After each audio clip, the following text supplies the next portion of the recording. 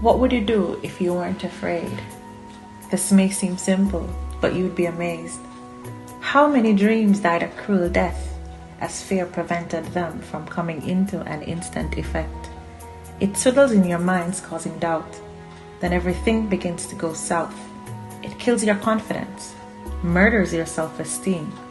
If you give it a hard thought, you'll know what I mean. What would you do if you weren't afraid?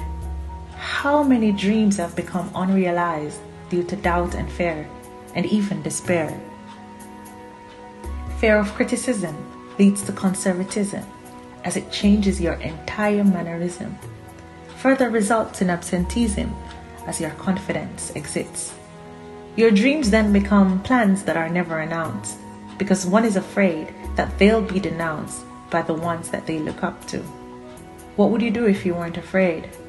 Fear creates a battlefield in your mind most of the time, and if fed, it keeps on winning. Even in the subconscious mind, you have to keep fighting. Think.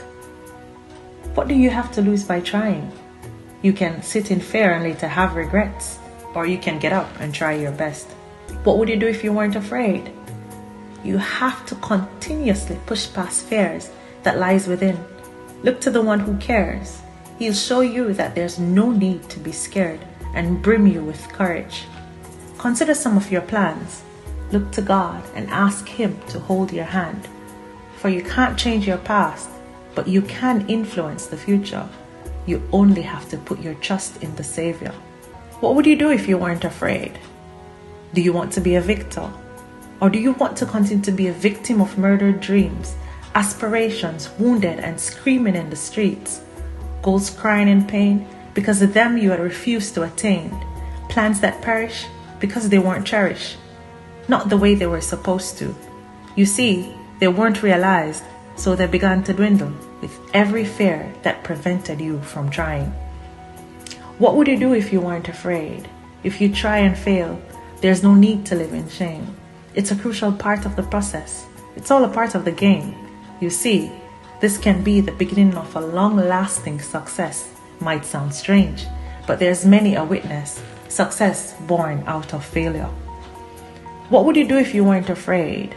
You now know that it's not as simple as it seems. You have to push past fear to achieve your dreams. I mean, you don't have to sit back and watch others achieve their goals while yours run cold. Your dreams you now need to get hold of. It's never too late to fight so that fear can take its flight. What would you do if you weren't afraid? God did not give you a spirit of fear, but of love, of power, and of a sound mind. This is your moment. This is your chance to shine. He will direct you in the way you must go. Just keep holding on to Him and never let go. Your dreams He'll help you to achieve. Just only believe. What would you do if you weren't afraid?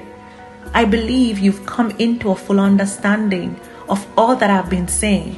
Go after your dreams. Put God first and put them to the test. And as it runs its course, seek the Lord frequently and consistently, because at the end of the day, He controls the results. If you continue to sit in self-pity instead of grabbing on to that small hope, even if it's incy-wincy, then you're the one to blame. One would think you're insane. Please don't let me be ranting in vain. What would you do if you weren't afraid? What would you do if you weren't afraid? I'm sorry if it's tiring, but I must end by asking, what would you do if you weren't afraid?